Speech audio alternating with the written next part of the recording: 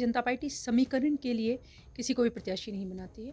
हम चूँकि आदरणीय दीनदयाल उपाध्याय जी के अंत्योदय की विचारधारा में विश्वास करते हैं, तो उसका अर्थ ये होता है पंक्ति के अंत में खड़े हुए व्यक्ति का उदय। तो ए टू जेड पार्टी बिल्कुल है। ए शुरू होता है लालू जी से और जेड खत्म होता है रोहिणी जी तक जब पहुँचेगा, या उनके हरियाणा के दामादों तक पहुँचेगा, या उसके आगे जेड जाएगा, ये अभी तय करना मुश्किल है। सारा विश्व हमारा कुटुंब है, हम तो इस पे बात करते हैं। और वो इस तरह की बात अगर कर रहे हैं कि कौन परिवार है, तो निसंदेह नरेंद्र मोदी जी का पूरा विश्व उनका परिवार है। पालीगंज के विधायक खुद एक भू माफिया हैं क्या? फिर उन्हें किस बात की तकलीफ हो रही है? निसंदेह किसी भी तरह के माफिया को भारतीय जनता पार्टी का नेतृत्व स्वीकार नहीं करेगा। नमस्कार, आप देख रहे हैं न्यूज फाउंडेशन। मैं हूं आपके साथ नरोत्तम सिंह। भारतीय जनता पार्टी ने एमएलसी प्रत्याशी की घोषणा कर दी है।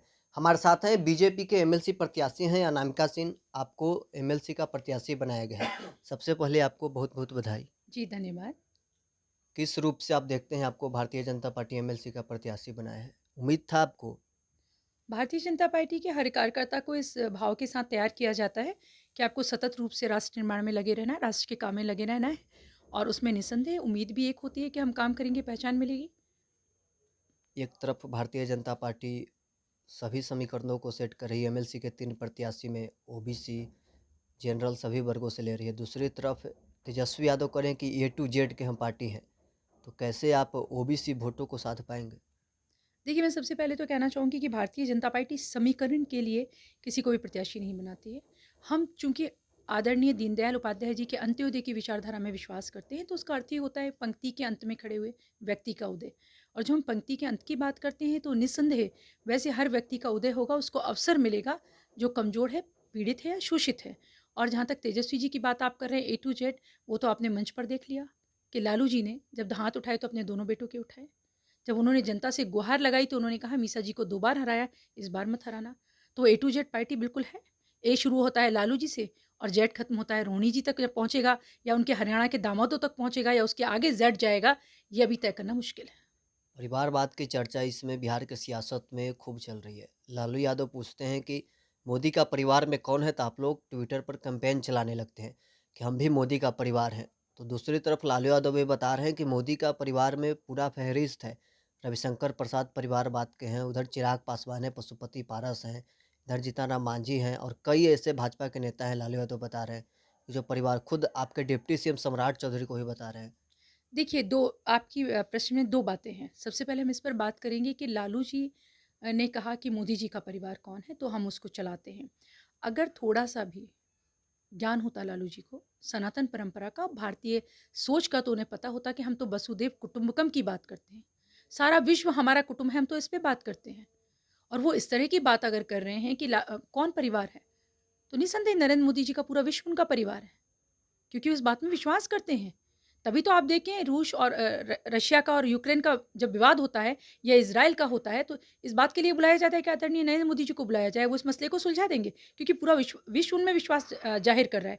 और जहाँ तक वो बात कर रहे हैं परिवार के घटक दलों की बात करते हैं, मान लीजिए सम्राट चौधरी जी या दूसरे दलों की बात करते हैं, दूसरे व्यक्तियों की बात करते हैं, तो एक बात मैं कहना चाहती हूँ, अगर आप ध्यान से देखेंगे तो उनके यहाँ जो परिवारवाद है वो विरासत का भरा हुआ परिवारवाद है।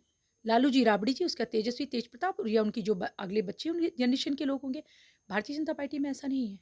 हमारे यहाँ जब भी कोई आपने सम्राट जी के विषय में कहा, तो अगर आपको याद हो कि इसके पहले उन्होंने कई साल भारतीय जनता पार्टी में एक कार्यकर्ता की तरह काम किया, तो उन्हें संगठन के दायित्व मिले, तब उन्हें प्रदेश अध्यक्ष बनाया गया। तो इस तरह से नहीं कि मन होगा तो रोहिणी आचार्य जी को बुला लेंगे, मन होगा तो तेज प्रताप जी को कुछ मिल जाएगा। भारतीय जनता पार्टी में जब भी होता है तो एक कार्यकर्ता से शुरू कर शीर्ष नेतृत्व तक व्यक्ति पहुंचता है। कल पालीगंज में अमित शाह का ओबीसी मोर्चा के तत्वावधान में रैली था। उसमें अमित शाह ने वक्तव्य दिया था कि जो भी भूमाफिया है उसे उल्टा करके हम सीधा कर देंगे। अब इस पर जो पालीगंज के विधायक हैं संदीप सौरभ, वो कह रहे हैं कि खास समाज को टारगेट कर रहे हैं, यादव समाज को बोल रहे हैं कि लालू यादव को बहाने टारगेट कर रहे हैं अमित शाह। उन्होंने जो कहा उससे ज़्यादा उम्मीद ही की जा सकती है। उनसे क्या की जा सकती है? कुछ भी नहीं। और ये समझना आवश्यक है, देखिए, कि आदरणीय नरेंद्र मोदी जी के नेतृत्व में पूरा हिंदू समाज, सनातन के जो सारे के सारे लोग हैं, वो एक हो गए हैं। अब वो अगड़ा पिछड़ा, आप दलित महादलित सुनना नहीं चाहते। और इस तरह की भावुक अपीलें करके पालीगंज विधायक जो हैं यादवों को फिर से आक्रोशित कर भावुक अपील कर वो फिर ये चाहते हैं कि उनके वोटों को तब्दील कर लें। तो यादव समाज के जो हमारे भाई हैं, बहनें हैं, या जो हमारे करोड़ों आदरणीय मतदाता हैं, वो अब ये समझ चुके हैं कि उनको सिर्फ उनकी भावनाओं से आदरणीय लालू जी ने खेला है। यादवों के लिए क्या किया है लालू जी, बताएं मुझे।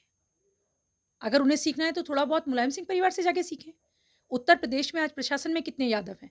कितने दरोगा हैं, कितने डॉक्टर्स हैं, कितने प्रोफ़ेसर्स हैं? बिहार में कितने हैं आप मुझे गिनाइए उँगलियों पे।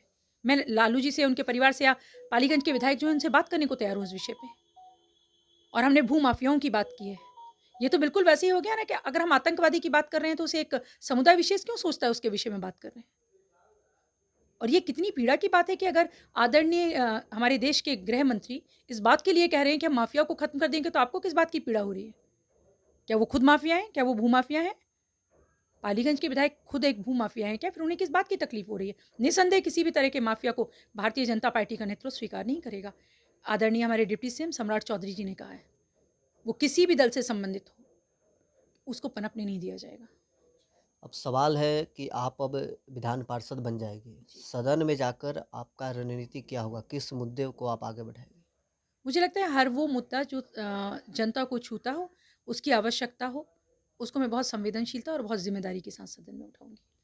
नरेंद्र मोदी एक सदन में विधेयक लेकर आते हैं, नारी बंधन विधेयक उस पारित होता है। उसके बाद से भारतीय जनता पार्टी जो भी प्रत्याशी बने, चाहे राज्यसभा के हो चाहे विधान परिषद, उस महिलाओं को आगे बढ़ा रही है। तो क्या आपको लगता है कि विधेयक आने के बाद ही अब महिला सदन में ज़्यादा पहुंचेगी?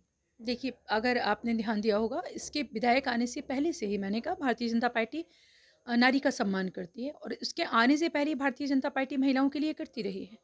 जिस समय मैं प्रदेश अध्यक्ष महिला मोर्चा थी, उस समय मेरे साथ जो हिमाचल की अध्यक्ष थीं, उत्तर प्रदेश की अध्यक्ष थीं, उन दोनों को राज्यसभा भेजा गया।